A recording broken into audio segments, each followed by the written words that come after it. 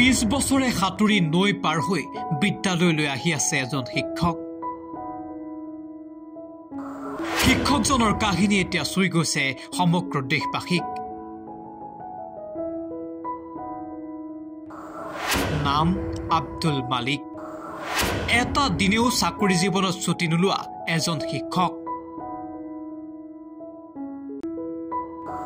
প্ৰতিদিনে সাঁতুৰি নৈ পাৰ হৈ তেওঁ বিদ্যালয়লৈ আহে।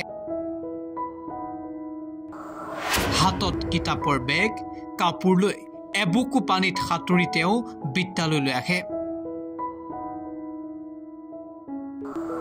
গণিতৰ শিক্ষক আব্দুল মালিকৰ কাহিনী।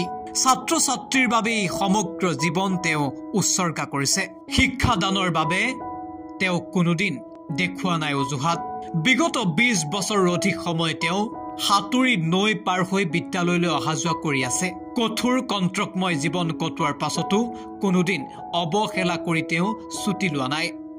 চাকৰি জীৱনত ছুটি নোলোৱাকৈ 41 বছৰীয়া এগৰাকী শিক্ষকে অহা যোৱা কৰি আছে বিদ্যালয়লৈ। তেওঁৰ লক্ষ্য ছাত্ৰ ছাত্ৰীক শিক্ষাদান কৰা। গণিতৰ শিক্ষক আব্দুল মালিকৰ কাহিনীয়ে বহু কথাই কৈ গৈছে। যিটো সময়ত একাংশ শিক্ষকে ছাত্ৰ ছাত্ৰীক শিক্ষাদান কৰাৰ পৰা বিৰত থাকে, যিটো সময়ত একাংশ শিক্ষকে বিভিন্ন অজুহাত দেখাই বিদ্যালয়লৈ সময়মতে নাহে, যিটো সময়ত একাংশ শিক্ষকে কেৱল পাল মাৰিবলৈ চেষ্টা কৰে, তেনে সময়ত আদৰ্শ আৰু প্ৰেৰণাৰ অনন্য উৎস এইগৰাকী আব্দুল মালিক। যিদৰে কোৱা হয়, শিক্ষক এডাল মমবাতিৰ দৰে, যি নিজে জ্বলি আনক পোহৰ দিয়ে, তাৰ অনন্য উদাহৰণ আব্দুল মালিক। আপুনি কল্পনা কৰকচোন, এবুকু পানীত প্ৰতিদিনেই নৈ পাৰ হৈ সাঁতুৰি সাঁতুৰি বিদ্যালয়লৈ ছাত্ৰ ছাত্ৰীক পঢ়ুৱাবলৈ আহিবলৈ হলে এজন শিক্ষকৰ কিমান কষ্ট হয়। কিন্তু সেই কষ্ট তেওঁ স্বীকাৰ কৰিছে একমাত্ৰ ছাত্ৰ ছাত্ৰীক পঢ়ুৱাৰ উদ্দেশ্যে। কিমান সাহসী শক্তিশালী মনোবলৰ অধিকাৰী হলে এজন শিক্ষকে এনেদৰে দুৰ্বিষহ জীৱনৰ মাজতো ছাত্ৰ ছাত্ৰীক পঢ়ুৱাবলৈ বিদ্যালয়লৈ অহা যোৱা কৰিব পাৰে প্ৰতিদিনাই। আচৰিত ধৰণে চাকৰি জীৱনত এটা দিনৰ বাবেও আব্দুল মালিকে ছুটি লৈ পোৱা নাই। গণিতৰ শিক্ষক আব্দুল মালিকে মুছলিম লোৱাৰ প্ৰাইমেৰী স্কুল মাল্লাপুৰম কেৰালাৰ এক বিদ্যালয়ত কৰ্মৰত। ইতিমধ্যে এগৰাকী শিক্ষকৰ কাহিনী কেৱল ভাৰততেই নহয়, সমগ্ৰ বিশ্বজুৰি সমাদিত। বিশ্বৰ আগশাৰী সংবাদ মাধ্যমতো ধাৰাবাহিকভাৱে সম্প্ৰচাৰিত হৈ আহিছে আব্দুল মালিকৰ কাহিনী। হয়তো এনে শিক্ষক বিশ্বতেই বিৰল।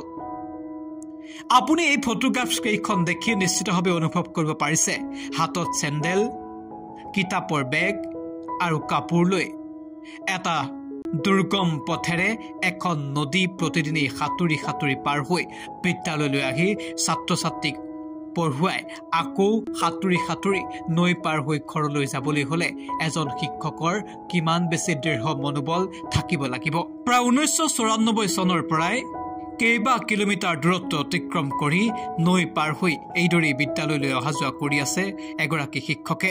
তেওঁৰ বাবেই যেন কৰ্তব্য প্ৰধান আৰু প্ৰথম।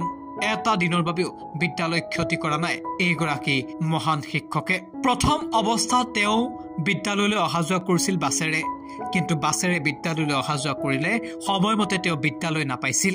সেইবাবে তেওঁ আৰম্ভ কৰিছিল সাঁতুৰি নদী পাৰ হৈ এটা দুৰ্গম পথেৰে বিদ্যালয়লৈ আহিবলৈ, আৰু কেৱল মাত্ৰ দূৰত্ব আৰু সময় বচাবৰ বাবেই, যাতে বিদ্যালয়ত তেওঁ সোনকালে পায়হি, সেইবাবেই এইজন শিক্ষকে এই দুৰ্গম পথটোৰে সাঁতুৰি বিদ্যালয়লৈ আহে। এনে মহান শিক্ষক সমগ্ৰ বিশ্বতে বিৰল। আমিও জনাইছো এইগৰাকী মহান শিক্ষকক হাজাৰবাৰ চেলুট।